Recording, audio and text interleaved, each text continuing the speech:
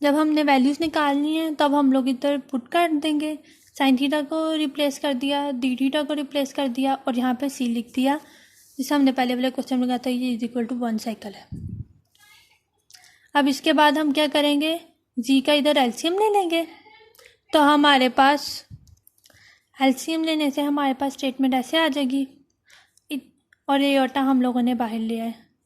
बिल्कुल पहले वाले क्वेश्चन की तरह सारे स्टेप्स होंगे, बस थोड़ा सा डिफरेंस होगा क्योंकि यहाँ पे हमारे पास क्वेश्चन में स्केयर है, जिसकी वजह से हमारे रेजिड्यू में जो हमारा फॉर्मूला यूज़ होगा वो डिफरेंट होगा। इसके बाद हम लोगों ने 2iz के साथ हम लोगों ने 5 का एलसीएम ले लिया, तो हमारे पास ये होगी। नाउ अब क्योंकि स्केयर है तो नीचे वाली को तो हम लोग इस तरह से लिख सकते हैं ना कि 4 आयोटा स्केयर जी स्केयर। स्केयर है तो एक जी से कट हो गया और आयोटा स्केयर क्या हमें पता है वैल्यू होती है -1, तो हम लोग को पुट कर देंगे। हमारे पास ये आ गई इक्वेशन। अब इधर से हम लोग 4 को बाहर लेके आ सकते हैं, जब बाहर आएगा तो वो डिनोमिनेटर में चला जाएगा, उसी तरह जी भी ऊपर चला गया। हमारे पास ये इक्वेशन आ गई। अब इधर से हम लोग फिर से जी के साथ जो कोफिशिएंट बन रहा है -3, उसको हम लोग कॉमन ले लेंगे बाहर, लेकिन इधर स्केयर भी है लिहाजा इधर -3 का स्केयर कॉमन आएगा। अगर हम लोग -3 का स्केयर नहीं लेंगे तो हमारा क्वेश्चन ख़राब हो जाएगा। -3 का स्केयर है तो -3 की वजह से ये पॉजिटिव हो जाएगा 9, और यहाँ पे हमारी ये स्टेटमेंट बन गई। अब हम लोग इसको रीअरेंज कर लेंगे तो हमारे पास ये स्टेटमेंट आ गई। इसे हम नंबर 1 का नाम दे लेते हैं और इधर डिनोमिनेटर में हम लोग फिर से फैक्टर्स निकाल लेते हैं यूजिंग क्वाड्रेटिक फार्मूला। जब क्वाड्रेटिक फार्मूला में हम लोग वैल्यूज पुट करेंगे तो हमारे पास, और इसे इस तरह से पूरा सॉल्व करेंगे, बिल्कुल सिंपल सोल्यूशन है जिसे हम लोग करते हैं क्वाड्रेटिक इक्वेशन को। हमारे पास सी के लिए ये आ गई इक्वेशन। अब इसे फिर से हम लोगों ने एक दफ़ा प्लस के साथ एक दफ़ा माइनस के साथ लिख लिया। जब प्लस और माइनस के साथ लिख लिया तो पहले वाले क्वेश्चन में तो हम सॉल्व नहीं कर सके थे क्योंकि वहाँ ए और बी था, लेकिन यहाँ हमारे पास क्योंकि इसकी वैल्यूज़ गिवन है, यहाँ पे हमारे पास कोई कांस्टेंट वैल्यू है, लिहाजा हम लोग इसको सॉल्व कर लेंगे। और सॉल्व करने के बाद अल्फ़ा की वैल्यू आ गई 1/3 आयोटा और बीटा की वैल्यू आ गई सिंपल 3 आयोटा।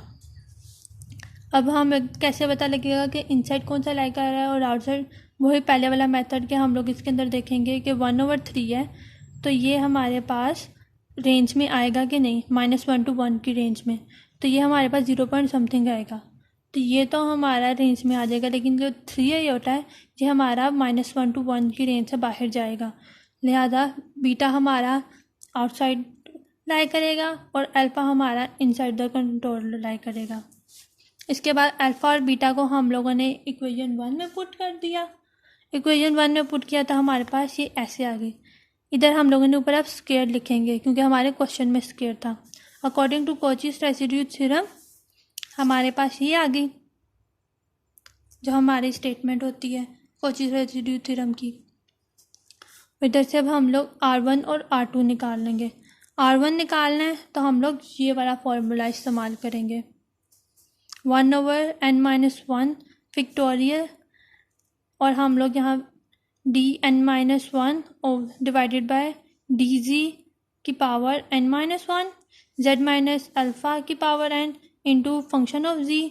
इधर n की वैल्यू हमारे पास क्या है 2, हम लोगों ने 2 पुट कर दी तो हमारे पास ये वैल्यू आ गई। ये इज इक्वल टू 1 हो जाएगा, z minus alpha square cut हो जाएगा z माइनस अल्फ़ा स्केयर से, हमारे पास ये वैल्यू आ गई। अब हम लोग उसकी डिफ्रेंशिएशन लेंगे तो क्वोशिएंट रूल अप्लाई होगा, डिनोमिनेटर का स्केयर मल्टीप्लाई बाय डिनोमिनेटर का डिफ्रेंशिएशन माइनस फिर से हम डिनोमिनेटर आ जाएगा और डिनोमिनेटर का डेरिवेटिव, इसी तरह डिवाइड करेंगे उसे डिनोमिनेटर के स्केयर से। अब इसको हम लोग सॉल्व करेंगे तो क्या आ जाएगा, ये इज इक्वल टू 1 हो जाएगा और यहाँ पे पावर रूल लग जाएगा, 2 हमारा पहले आ जाएगा और 2 - 1 इज इक्वल टू 1 हो जाएगा, तो यानी कि हमारी इधर पावर 1 हो जाएगी। स्केयर से मल्टीप्लाई होकर 4 हो गया। आफ्टर डैट हम लोगों ने जी को मल्टीप्लाई कर लिया 2 से, हमारे पास ये स्टेटमेंट आ गई। अब हम लोग इसको अगर जी माइनस बीटा को इस सारे में से कॉमन लें तो वो लिया जा सकता है। और नीचे को मैंने इसे इस तरह से लिख दिया है कि एक टर्म अलहदा और 3 अलहदा कर दी, मल्टीप्लाई होकर 4 ही होता है। ये दोनों आपस में कट हो जाएंगे और हमारा आंसर आ गया ये। इन दोनों को आपस में सॉल्व किया जा सकता है, तो हमारे पास क्या आ जाएगा, माइनस जी माइनस बीटा और जी माइनस बीटा का क्यूब होल क्यूब। अब यहाँ पे हम लोग लिमिट अप्लाई करेंगे तो हमारे पास ये आ गया। अब इधर हम लोग अल्फ़ा और बीटा की वैल्यू पुट कर देंगे।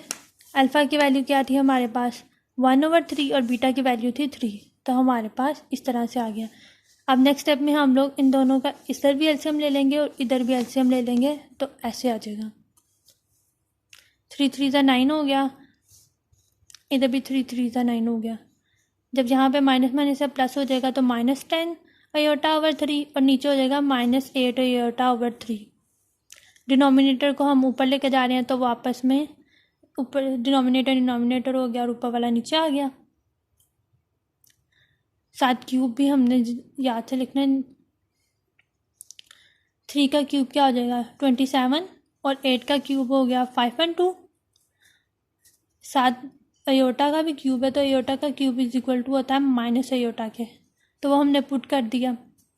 अब इधर हमारी जब कटिंग होगी तो हमारे पास आंसर आ जाएगा R1 इज इक्वल टू -45/256 और R2 हमारा 0 हो जाएगा, क्योंकि हमने पहले डिस्कस कर लिया है कि बीटा जो है वो हमारा outside the close simple control lie कर रहा है, C के आउटसाइड लाई कर रहा है। नाउ R1 और R2 को हम लोग इक्वेशन 2 में पुट कर देते हैं जो हम लोगों ने ली थी इसमें। तो हमारे पास क्या आ गया, ये वैल्यू है हमारे पास क्वेश्चन में, हमारी इक्वेशन है, तो हम लोगों ने इसके अंदर वैल्यूज पुट की। जो 2 है वो इसके साथ मल्टीप्लाई होकर 8 हो गया, अयोटा से कट गया। यहाँ पे क्या आ गया -8π/9 और अंदर हमने R1 की वैल्यू पुट कर दी, माइनस माइनस से कट हो जाएगा और इधर बाकी भी कटिंग होगी। 9 1 9 और 9 5 8 1 और 8 32 ये हमारी कटिंग हो जाएगी सिंपली, तो हमारे पास ये आंसर आ जाएगा। अब हमारी left hand side is equal to right hand side prove हो गई है और हमारा ये वाला क्वेश्चन भी सॉल्व हो गया। थैंक यू, होप सो आप सबको समझ आ गई होगी कंट्रोल इंटीग्रेशन की।